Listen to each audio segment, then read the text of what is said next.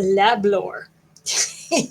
So I'm going to be talking about testing station number 2, which everybody's gone through, because if you've played the game, you've gone into testing station 2 at least once. And testing station number 10, because everyone low level absolutely loves testing station number 10, because everyone is in love with Ina Hiller and wants to do, sit around the campfire and sing Kumbaya with her because she's awesome, right?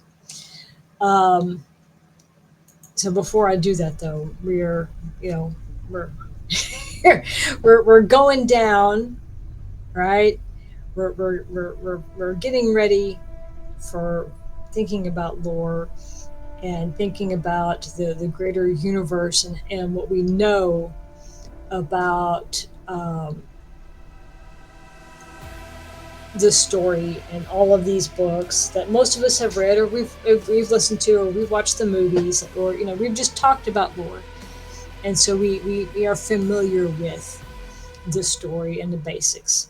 So what I've done for the labs is I ran the labs, and so you've got the whole video of me running the lab, but I have sped it up in between the radio shots. So, because I felt otherwise it would feel really weird to have those cuts, and not everybody knows where all of the radios are.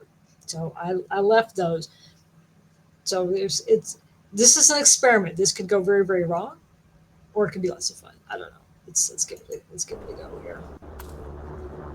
Whee! Collins has been acting real strange since finding that corpse with the Telexu satchel.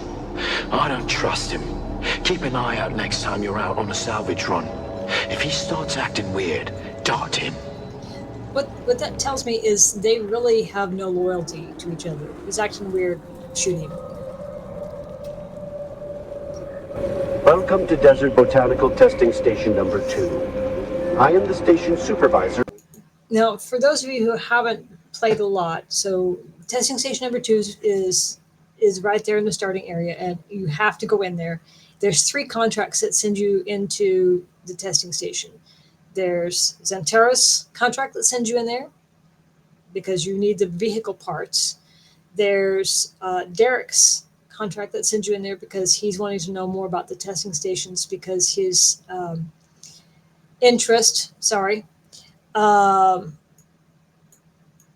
his interest with the testing stations and kinds. I knew I'd get the words. And there's another contract where you go in there to get the vials. And one of the things that Xanterra tells you about he mentions it about the Rex, but it's also true about the labs, is the labs are old and they've been there for a long time, and there's stuff in those things that you cannot get otherwise on Arrakis.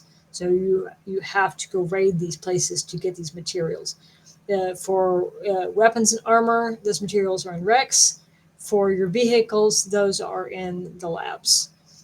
Most labs also have water, so if you're running thirsty, take a litter john or 2, and you can stock up on water. So let's listen a little bit to. I'm going to adjust the volume down a little bit so it's not as loud. The ultimate mission of these stations is to find or engineer botanical species capable of thriving in the extremely arid conditions of Arrakis. A true challenge, as I'm sure any visitor who has traveled through the barren rocks and sand above will agree. Our first task has been the installation and testing of wind trap units, capable of reclaiming moisture from the atmosphere. I'm pleased to report complete success, both with the installation and functioning of these devices. The thriving vegetation you will find within these halls is a testament to the success of this technology. Something that occurred to me after playing a bajillion times, and one thing that the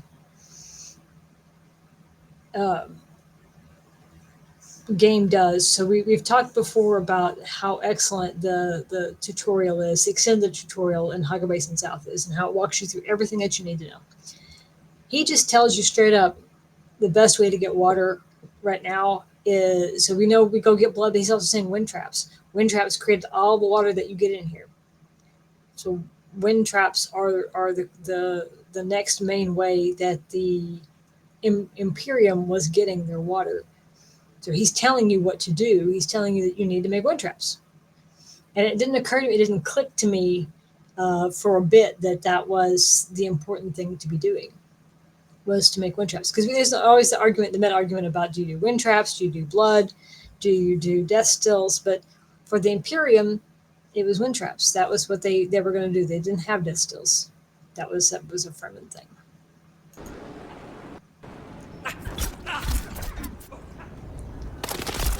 Stab, stab, stab. I see, I thought I could trust Druce. But I know now that he's part of the plot, eh? I heard the worms out in the desert whispering to him last night, and the bastard whispered back. I did. They're all a league against me. All of them. But they won't get me if I get them first.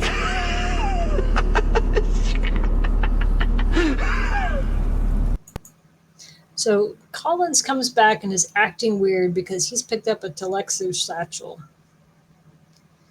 And I'm not going to dip into the lore, but if you know, you know.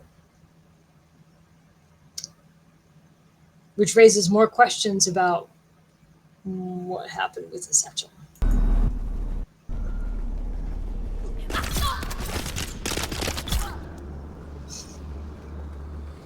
Who are you leaving these messages for, eh? It's for the worms, isn't it? Yeah, the worms. Oh, yeah, your belly, it was full of worms, our big, red, ropey worms.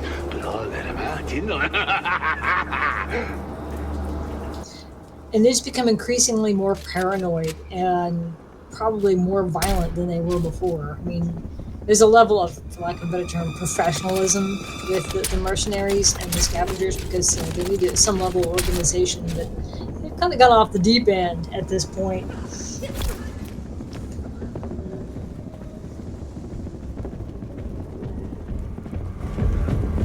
Don't sleep. That's when they come for you. Glowing guards. Don't sleep. They're More and watching. more paranoid. Find a knife, or maybe a hammer. Either would be good, but both is better. Just don't sleep. Don't sleep. Don't sleep.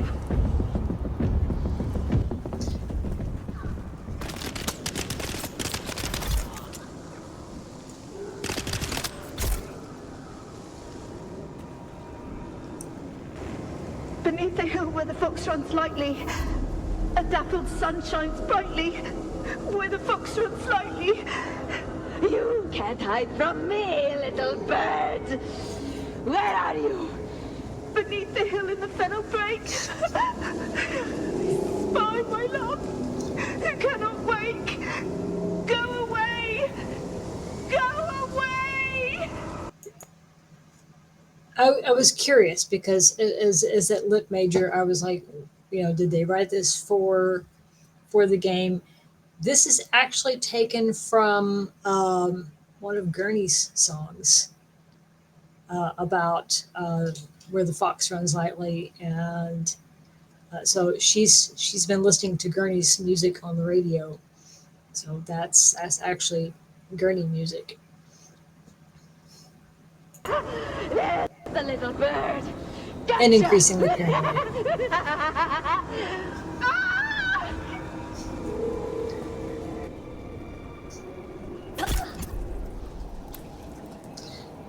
And part of the length for this is I always forget where radios are, so I ran this thing so many times because I missed one and then I have to go back. So I'm like, did I forget one in here? No. And then you get called by the door.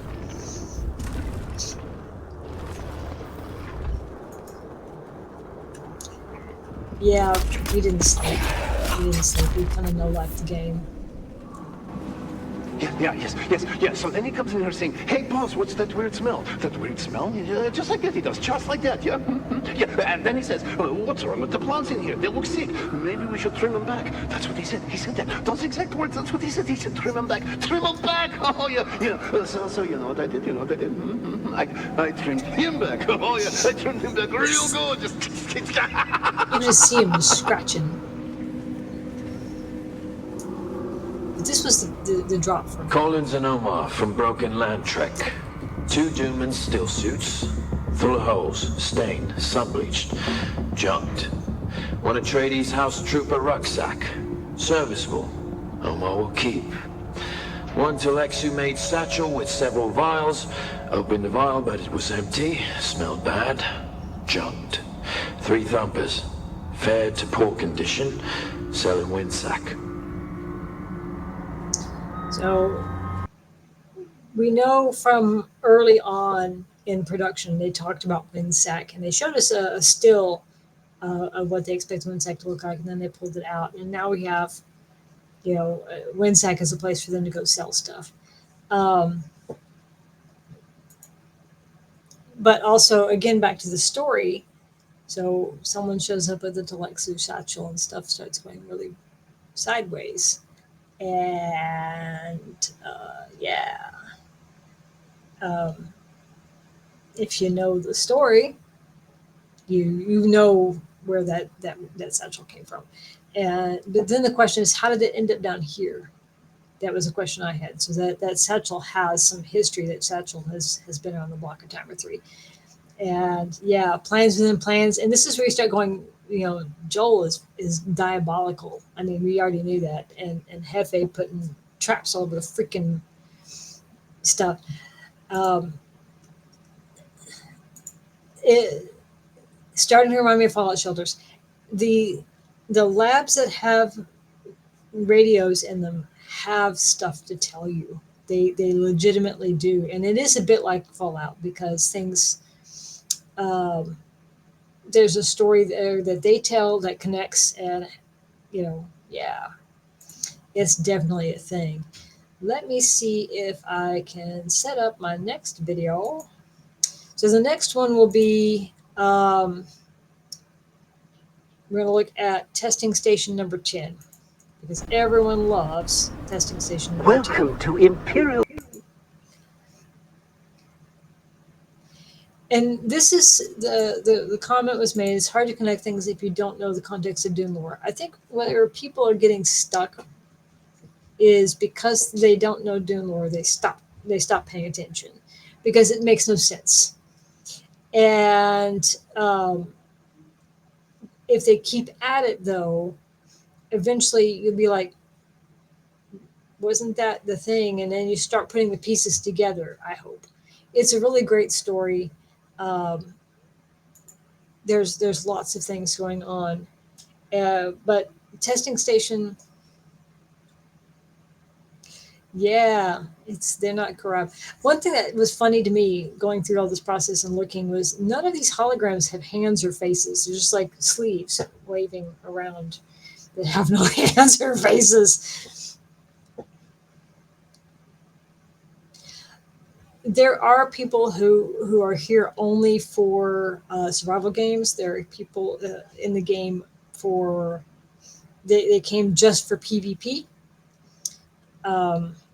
So I don't want to say they're doing it wrong, but I think that people aren't getting the same game that those of us who are here for Dune are getting. So it's going to be a different experience.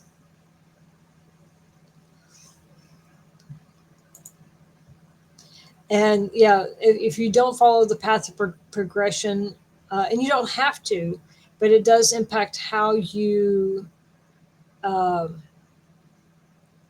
fed the hints, how you're fed the clues. Now, testing station 10 is weird because you come out of Haga Basin South and you're copper, and then it sends you to Anvil, right? That's one of your first spots outside of Haga Basin South. It gives you that contract. But most people are not actually ready for testing station 10 yet. You haven't equipped up ready. Going into a steel tier base with without good iron gear or steel tier gear, most of us got spanked. Most of us got spanked. There's an ad coming, so I'm going to wait until after the ad to run the video so I don't miss it. But yeah, testing station 10 is deserters. It's currently deserters. But you can start to piece together some of Ina Hiller's story from the radios that are left behind. So here comes the ad break. Sorry, guys, it's going to be just a moment, and then we'll pick the video back up. I'm just going to sit here and chat until it's gone because I don't want y'all to miss it. And did it do the ad break? It said it was going to do an ad break. I'm waiting to see if it's going to do an ad break. Is it adding breaking? I'm going to guess sub now, so no ad.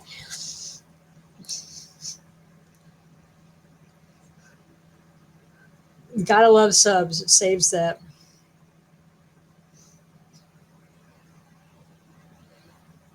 Met one friendly player met in the game at Station 10, so maybe easier as group chat. Having a partner to go through definitely does speed it up. It does speed it up. Sorry, someone's pinging me.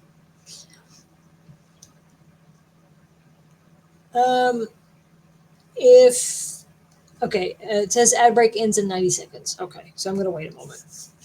I don't wanna skip and potentially leave anybody behind. Yeah. Got a minute left. Part of it too is people. I'm kind of nerdy in that I know most people don't go through and listen to it over and over and over and over again. Some people don't listen to it at all. Some people only listen to it once, and it kind of goes, and that's okay too. There's no requirement to hold on to all of this information the same way that some of us nerdy folk do. So I'm watching the clock. It's 45 seconds. I don't want to, because what the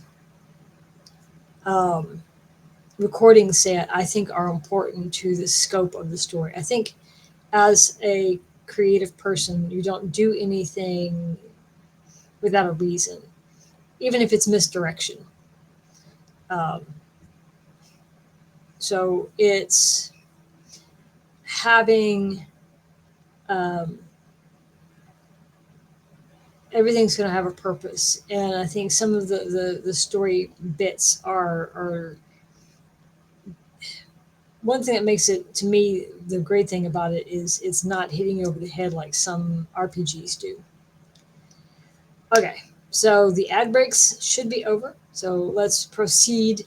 This video is a little longer because, well, it's a longer video, but I tried to speed up the combat-y bits because no one wants to watch me fight stuff. So, Welcome to Imperial Desert Botanical Testing Station number 10. I am Dr. Silas Graylish, director of this facility. Our goal here at DBTS-10 is to find and develop flora which can flourish in the iron-rich soils of this corner of Arrakis. Our initial focus is the introduction of Velvechia. so he's telling you this part of the map is where you find all your iron. For a long time in beta, or when the game first started, and like the non-NDA weekend, people were asking where iron is. He just told you it's in Vermilia's Gap. It's the iron-rich part of the map. This is the place where you find it. This is really the only place you find iron is in the Gap. So he tells you straight up where to find it. Ephedra and alloydendron species, which we deem the most likely adapters. But within these protective walls, we will also cultivate a variety of species from across the Imperium. The ultimate goal will be to seed the planet with species capable of thriving in the wild. without the benefit of the water provided by our wind trap condensation system. Again, use the wind traps. Welcome to Imperial Visit. I got very lucky. Someone had come in here right before me and had cleared part of it out. It speeds things up a little bit. Attention, all of you! Yesterday in Harkov village, Kristoff referred to me as Imenbrech Healer. How hard can it be to remember this simple rule? No military title. We take a risk every time we need to enter settlement. A slip-up like this could easily be the death of us all. Make sure every one of you hears this message and understand it. Kristoff will not be returning to us. There will be an auction for his gear. Yep. It's being a deserter was, and this is where people who keep saying, I want to be able to betray at whim. It's like, she's telling you no. Once you betray, they're not taking you back. She's straight up. If the Harkonnens get wind that we have deserted, if we have betrayed, we are not welcome. And there is no going back. But also, we know from talking to Anton how the War of Assassins is taking a toll. And I'm going to guess it's taking a toll on the Harkonnens as well. And, having to kind of step away from, they were military. She keeps getting called her military title. A whole new change of expectations to survive. The War of Assassins takes its toll. But yeah, no one's taking you back once you betray. They absolutely are not. And so they're going to auction. They're going to kill you and auction your stuff off. That's what they're going to do.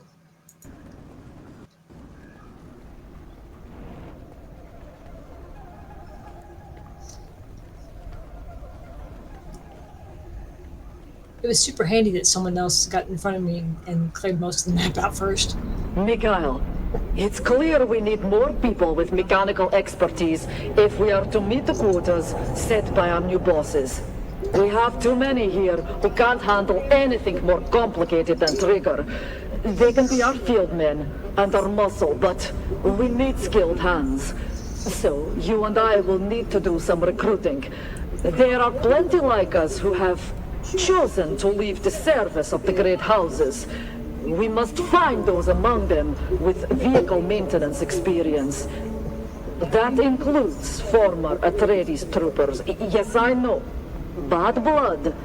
But we have more in common with Atreides deserters than we do with our old comrades.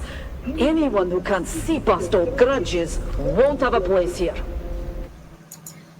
And she's straight up saying that we're going to have to make our own alliances. There's not a buggy in here anymore. They removed that because they didn't want people missing the progression. So no buggy here. You can still find them the last time I looked, you could find them at Sentinel. But there's no buggy anymore. They took them away. Excuse me. But the idea that we as deserters need to work together because it's hard out there. It's hard out there. So you can't just turn your nose up at somebody because who they used to be.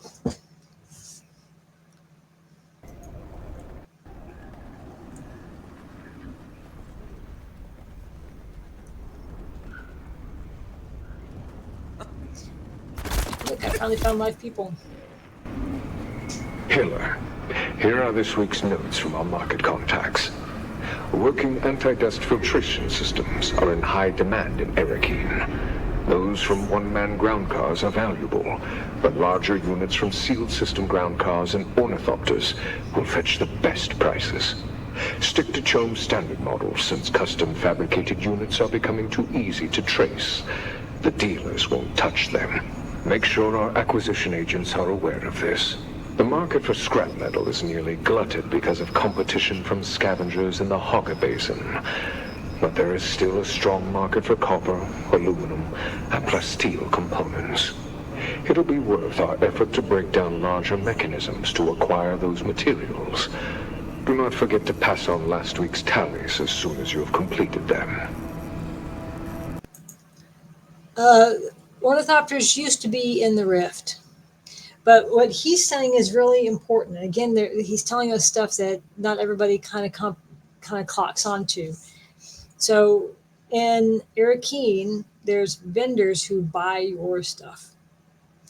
They won't buy things with skin on them, but they will buy the plain home stuff.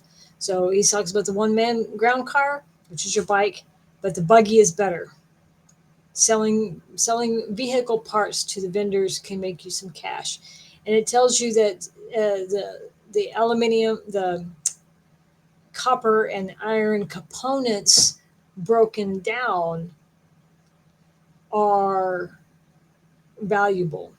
Plasteel comes from the weapons stuff, so he's telling you to make a recycler and recycle your stuff, and you can sell those components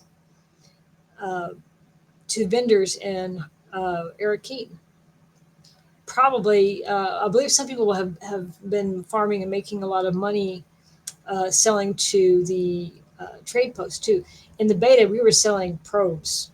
They fixed it so you can't. We made bank selling probes to the guy at Anvil. But I think plasteel is the fiber. You get it from recycling weapons. That and mechanical parts. So he's telling you to make a recycler. So we've been told to make wind traps. We've been told to make a recycler. So the game is telling us these things, but also he's telling us that there's a market, in Arrakis. Some people have said we weren't told. Well, kind of, sort of, in a roundabout way, you are, because he tells you right there's a market in Arrakis where you can sell stuff. But people, I can see why they didn't clip those two thoughts together, because it's not directly told, and people don't always stop at the radios. So I get why, but they do tell you things if people kind of stop and listen. Back to 90 miles an hour. I can never remember where half the radios are. This video is actually three run through here spliced together, because I would go through, start editing, realize I missed one, go back through, get that one, but miss a different one. And then I went through a third time and realized I missed one, and I'm like, yeah. So I spliced them together. So, but at high speed, you can't tell. Thankfully, you can't do it.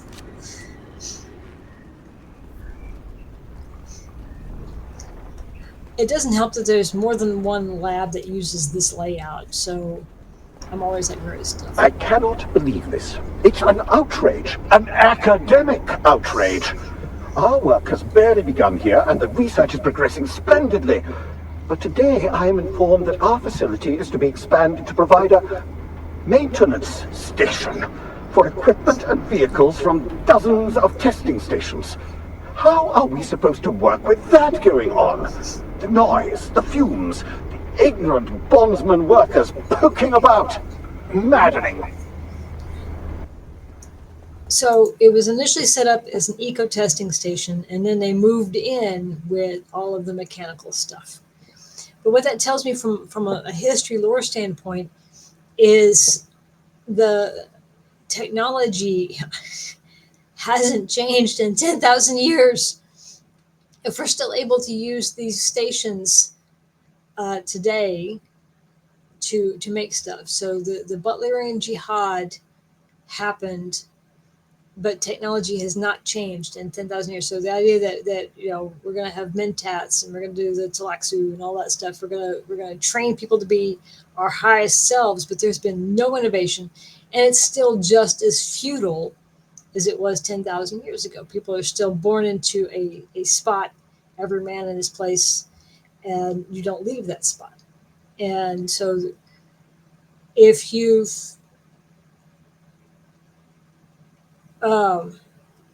run the first spy stream, and by now you would have, if you haven't played the game, put your ears and finger in your ears.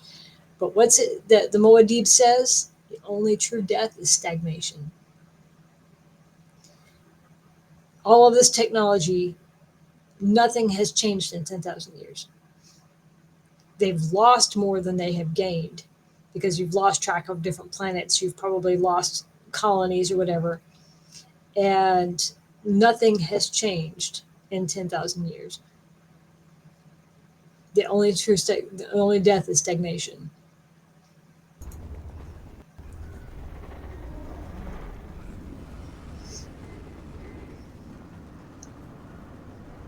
This room has been such a pain in my neck. I've gotten to where I don't run this lab until I've at least steal the tier stuff. And have 3 slots open, and because otherwise it's just such a pain, especially solo.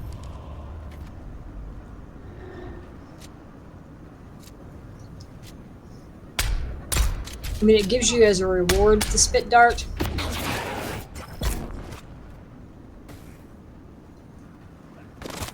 Yeah, you can't get into the first trial until you've had the spy stream.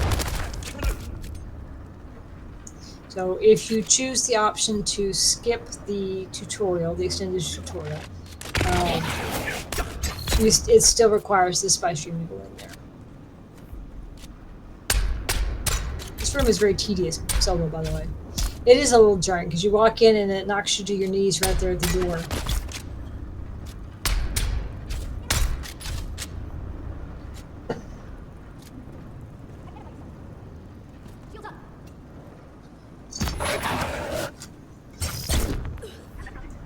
But we talked about this before. The trial is a jihad. It sends you on the Hajj, and you have to understand what those trials are.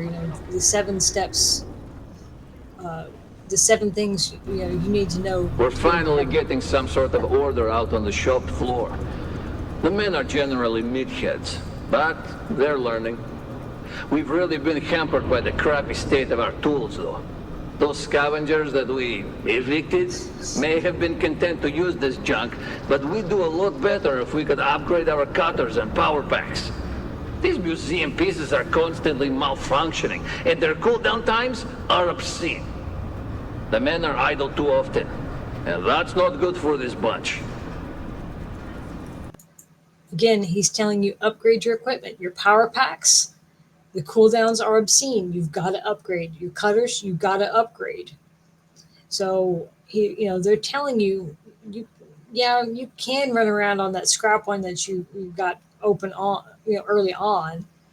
That first one you made with scrap metal. You can, but the cooldowns are obscene. You will, if you've gone out with a Mark I power pack and a Mark II to go get flour or sand or whatever, you can feel the difference. Your gather time is significantly different with the different power packs. You want to do it faster, you want to do it more efficient, you've got to upgrade your tools. And so these people, I think, weren't really clocking onto, they're telling you things. It's not just story stuff. Wind traps, power packs, cutters, you got to upgrade them. You can't leave them.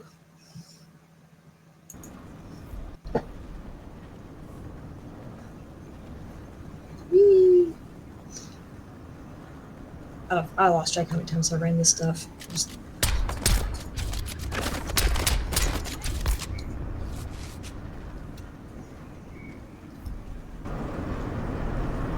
Attention, all of you!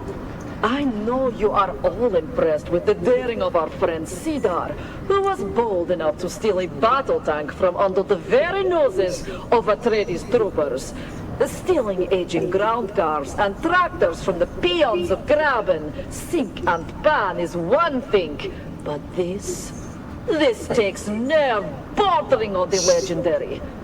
I am duly impressed. So impressed that I will overlook the equally high degree of stupidity Cedar has shown with this act. It is not in our interest to risk the wrath of powers that have set a price on our heads. No one listens to the complaints of the peons. These are our targets, not the great houses. We deal in civilian vehicle only. Anything else endangers us all. So again, I got very lucky. I got to actually drive a tank around, and for when we had them, they were the fastest ground vehicle. They were super fast. They were great. But the idea that she's saying you can't sell the military stuff to our vendors.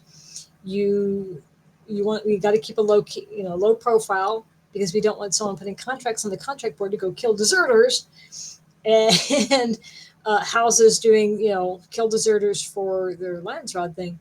But we want to keep a low profile. We don't want we just want to make enough money to get by. We don't need a high profile. We're trying not to die, because getting a tank is pretty ballsy, but then the houses start getting, a little touchy about the loss of equipment. So you gotta be mindful of that. Stealing a tank is pretty badass.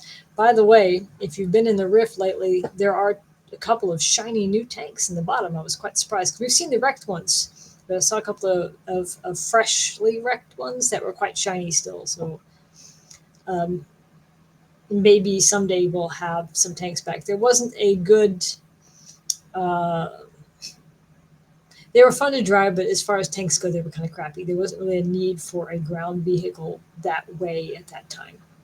So we will hopefully see something come back. I think personally, I would think, I don't PvP, but if there was a map that was kind of like the Rift and Jebel Lafitte with all the rocks and islands and things like that, I think that would be an amazing type map to have for PvP, because it would force people to the ground, put the labs like we have in the Rift now, where things are tucked away, so you have to go in on the ground. And for a long time, the game had snipers that would just take your wings off. Great places to snipe from.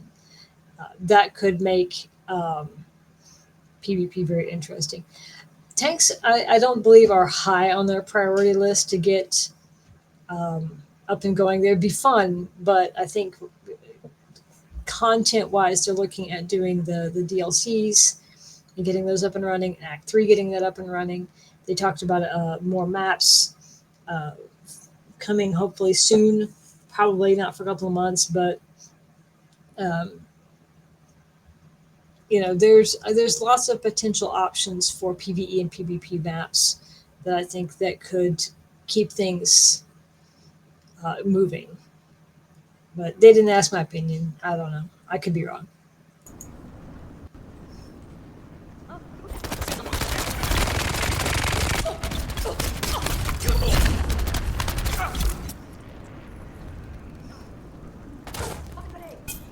Yep, gotta let them cook.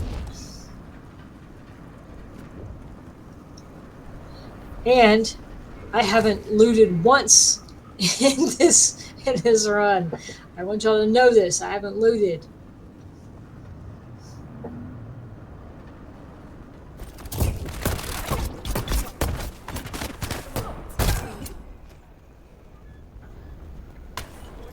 Which is the thing for me. Night Hiller used to be really the boss used to be a lot harder. That room with the sniper used to be the worst. I couldn't remember where the radio was. To our new friend, Ina Hiller, late Immenberg Hiller of the Harkonnen House forces, the Turiel sends greetings. You may be surprised that we know your identity, but the hands of Turiel, whom I represent, know many things. For instance, we know that you and your band of deserters recently ousted a gang of vehicle thieves from one of the ancient testing stations in the Vermilius Gap. Congratulations. I'm certain that the station will make a fine hiding place for former soldiers such as yourselves. But there is a small problem. You see, those thieves were in our employ. They acquired vehicles and broke them down before passing the components on to our brokers. Ordinarily, such a loss would earn you the enmity of my organization. Something I can assure you, you do not want. But, to be perfectly candid, our former agents were less efficient in their tasks than we had hoped. Therefore, I would like to propose a deal which I am certain both sides will find beneficial. You and your followers will take over the task of acquiring vehicles and breaking them down for us. If you meet agreed upon quotas, you are welcome to occupy our valuable property. I'm certain you can see the benefits of becoming our agents. If not, I'm also certain that your former employers would be happy to learn of your current whereabouts. I look forward to your timely reply. So I did a little digging. So the Hand of Turiel found nothing on them. Found nothing on them. My first thought was, people who know who everybody is. It wouldn't be one of the Harco spies because and I don't see them doing blackmail, maybe, but who has a spy network that would know who Inahiller is, and that starts narrowing the fields down as to who the Hand of Turiel could be. And it implies that it's a network of people because he works for somebody, right? So there's lots of questions about who knows things and who is doing things. And there's only a few people that, could it be? There's Peter, there's Tufir, Fenring. But I don't know who that could be. And I think that's a story hope that they've laid for us to find later. Perhaps one of the smuggler factions that we come across in the future. It would make sense that there would be just as many factions amongst those as it would be anybody else. I mean,